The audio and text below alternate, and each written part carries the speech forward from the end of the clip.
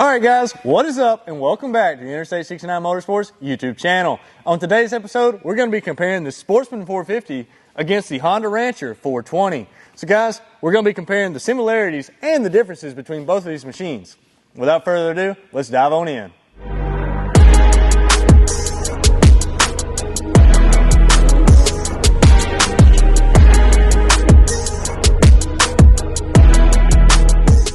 Alright guys, let's jump into why we're comparing the Sportsman 450 and the Honda Rancher 420. So both of these units are going to be the entry-level units for each respective company. So the 450, of course, is going to have a 450cc engine. Polaris actually advertises 33 horsepower out of this unit, while Honda is going to have the 420cc engine, and Honda actually does not advertise a horsepower for the engine. But I can promise you both these machines are going to be very capable no matter what you're doing with them, whether that be trail riding, utility, recreation, anything like that, guys. Both of these machines are going to be very capable. But let's kind of just move around to the front of these machines.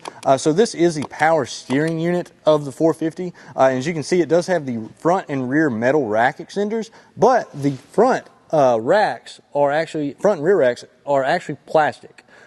So when we take a look over here, now granted the Honda does have plastic fenders, but the Honda is going to have metal front and rear racks as well as a front bumper. The Polaris, some models do come with a front bumper, but if you are looking at a model that does not come with a front bumper, don't worry. It's just going to have to be a Polaris accessory that is added on at the time of purchase. This unit actually already has a winch installed as well.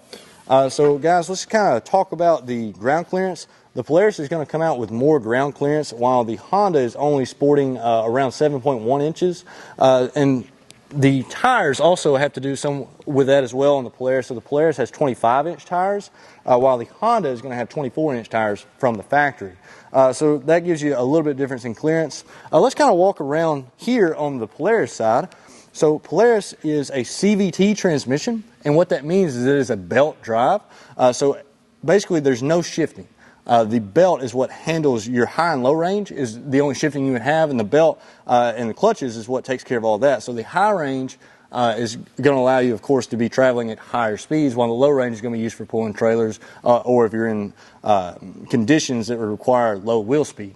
So now the Honda, if we kind of walk over here and take a look at it, it is actually going to have a DCT, automatic DCT, or this specific model of the Honda has the DCT.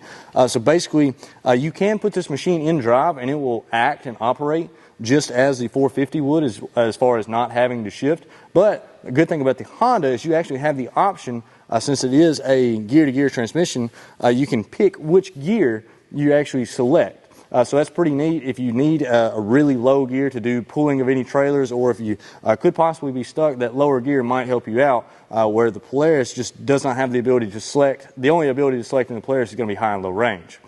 So let's kind of just walk around. As far as comfort goes, I think I have to give it to the Polaris. The Polaris has a lot wider footwells and a lot more comfortable seat, while the Honda seems to be a little bit more narrow and not as wide and not as comfortable for the rider. But let's kind of walk around to the back of the Honda and really notice something that makes a larger difference. So the Honda 420 is going to have a straight axle.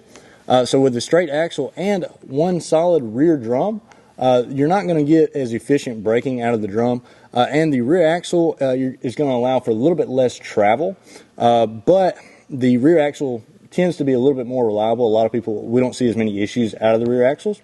But let's kind of jump back over here to the other side on the Polaris. So if we keep walking, the Polaris 450 is going to have a independent rear suspension, and why that is an advantage is you get a little bit more travel, and as you can see, you get a lot more clearance from the hitch right here, because you don't have to worry about your solid axle dragging. And with your CV half shafts here, the only issue, if you had or ever were to have a malfunction, it could possibly be in that half shaft and you would not have to replace the entire axle. The Polaris does have a transaxle design, so that means that the rear differential and transmission are all one piece. And that's a little bit different from the Honda. The Honda has a separate rear differential. But guys, other than that, these machines are going to be both quality machines. And if you guys are interested in picking up either one of these, or if you have any more questions, drop them down in the comments below. But guys, if you want to pick up a machine like this, give us a call. Interstate 69 Motorsports, 731-885-1792.